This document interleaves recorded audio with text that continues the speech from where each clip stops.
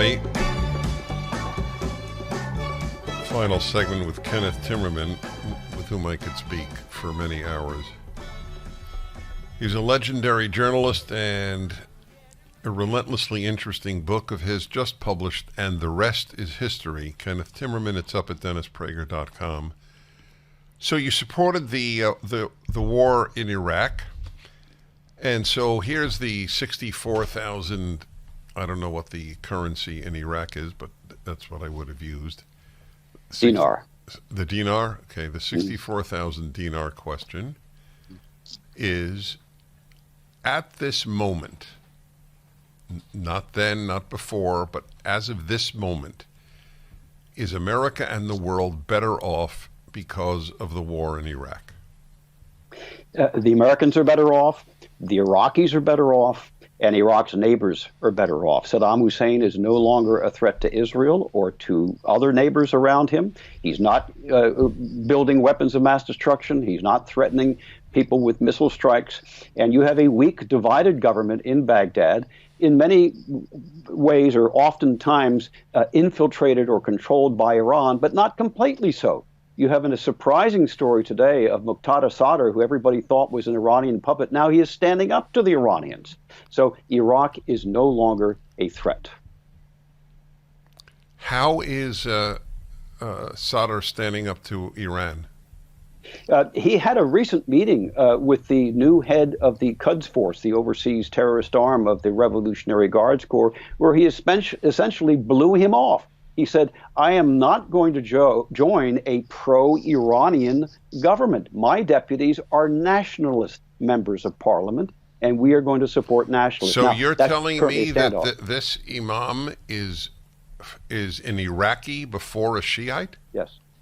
He's an Iraqi Shiite, and he wore Arab clothing when he went to meet the head of the Quds Force, precisely to tell him, I am an Arab first and a Shiite second. Wow, that's big time. I would not have predicted that. Do the Palestinians have any idea of how much the Iranians have helped Israel diplomatically? The Palestinian leadership, Dennis, as you know very well, is so extraordinarily corrupt. And you have parts of the Palestinians who are supported by Iran. But I report in my book meeting ordinary Palestinians, not just in Beirut as a hostage, but later on in the West Bank and later after that in Syria and other places. And the PLO was a terrorist organization first and foremost against Palestinians. I don't know how many Palestinians I met in the West Bank who told me, oh, don't say this, don't take notes, do not record this. But we do not want to be under Arafat's control. We would rather be under Israeli control, because at least then when we have a problem, we can go to court. Yeah, how many Arabs in Israel have moved out of Israel to the West Bank or to Jordan? Is the number 0 or 3? It might be 2. Yes. Okay, that's fair. It's you have seen a lot of this. So, in a nutshell, I asked you this earlier. You said your book is not about this, which I appreciate, but I care about your opinion. What has happened to the profession of journalism? Well, journalists have become, unfortunately, surrogates of the Democrat Party. We have a partisan, for the most part, we have a partisan press in the United States. Yes, there are Republican news outlets, but overwhelmingly this so-called mainstream media, the people I used to work for the New York Times. I worked for CBS News. I worked for ABC News. I wrote for Newsweek. I wrote for Time Magazine.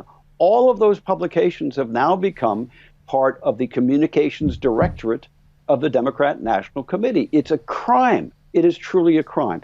It is difficult to commit journalism in America today. Was journalism honorable during the Vietnam War? I think it was. I disagree with people like Mike Wallace, and I put a tweet up about that, and I did shows with Mike Wallace as well at 60 Minutes. But he said if I were in a position where, reporting with the Viet Cong and they told me about an upcoming attack on Americans, I would say nothing to save the Americans. I disagree with that wholeheartedly. You can see in my book I was tested about that, and I helped the United States when my country was going to war, and I had information that would help them. I also helped Israel at a point to try to recover a hostage, something I personally felt very, very deeply about. I got to be friends with Uri Lubrani, who is a legend among Israelis, a great man who died a few years ago. But we tried to get a hostage, Ron Arad, out of captivity. We failed. The book is And the Rest of History. Ken, it's great to be with you again. Thank you, Dennis. It's a pleasure. Thank you. The book is up at DennisPrager.com. He is as wise as he is interesting.